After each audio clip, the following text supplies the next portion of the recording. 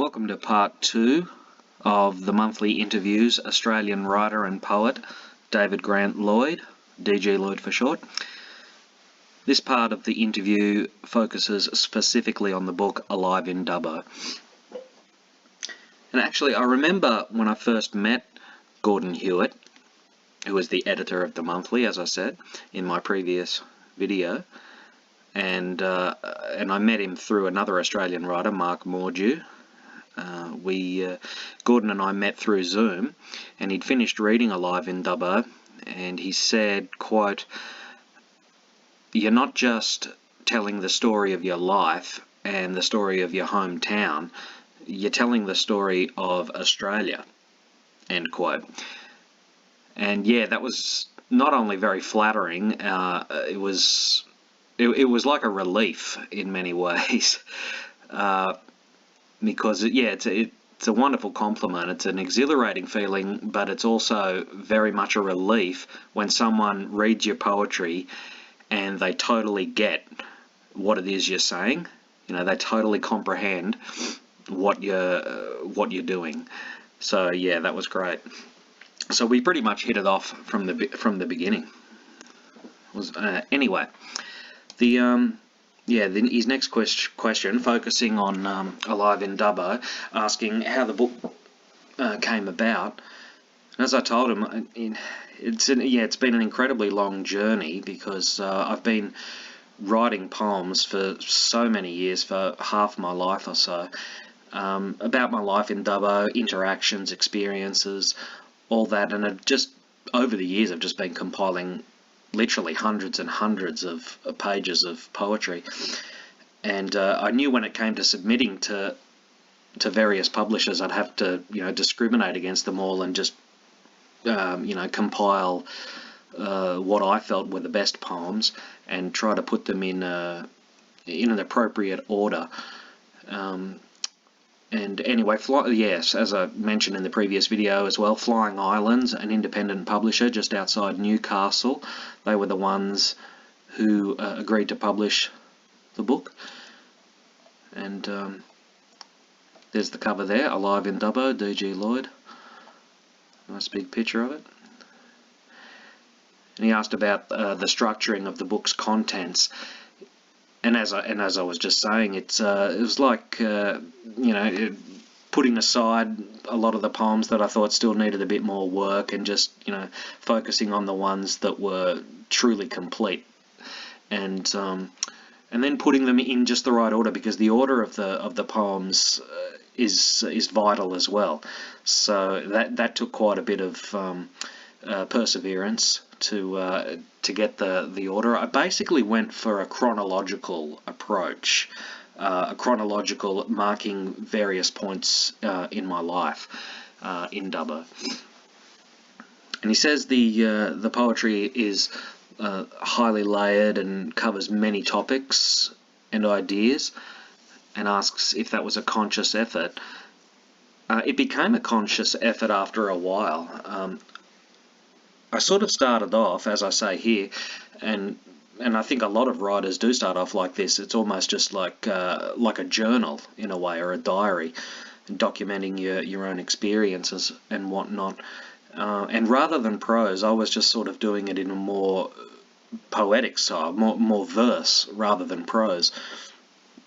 And that was the initial seed, and I wanted to incorporate various aspects of this particular area of Australian culture, Dubbo culture as it were, because all of the wider story of Australia and life in general brings about all sorts of different themes, colonial aspects, as I say here, and race, immigration, natural surroundings, unnatural surroundings, etc., etc., and elements of the human condition. How has it been received, he asks.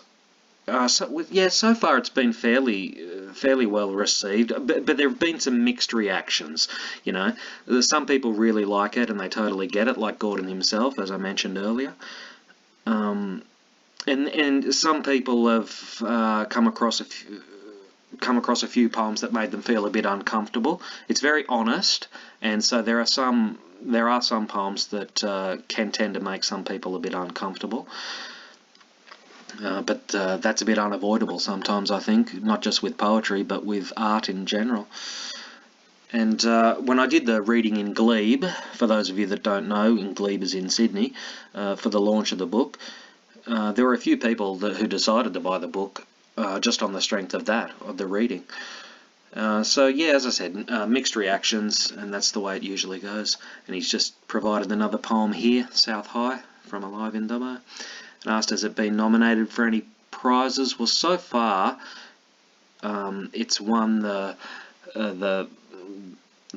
Flying Islands inaugural Emerging Poets Prize. It won that last year in 2022, and it's been nominated for a few other awards, one in Canada, and I think it's called the Griffin Poetry Prize, and there was, I think it's been nominated for an award in Wales. I'll have to double check that. I can't remember the name of it, unfortunately.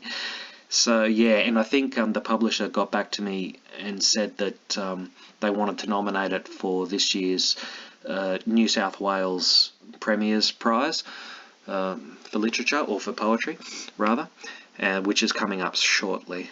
Yeah, and as he said here, where to now? I told him that I was going to the Addison Road Writers Festival in May. That was obviously a little while ago.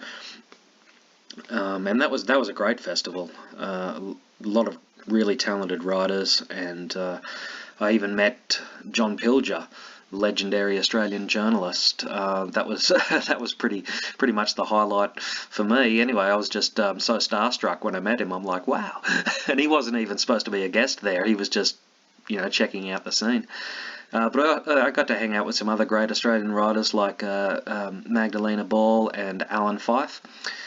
And also, where to now? I'm working on some other poems. As I said, I've still got hundreds of other Dubbo poems that I'm sorting through and editing, and hopefully produce a new book sometime in the near future. But we'll just take it one step at a time. And as he says here, yeah, just like the last time, he provides a link there to Flying Islands, where you can purchase Alive in Dubbo. It's available in both paperback and digital. So yeah, thanks for watching.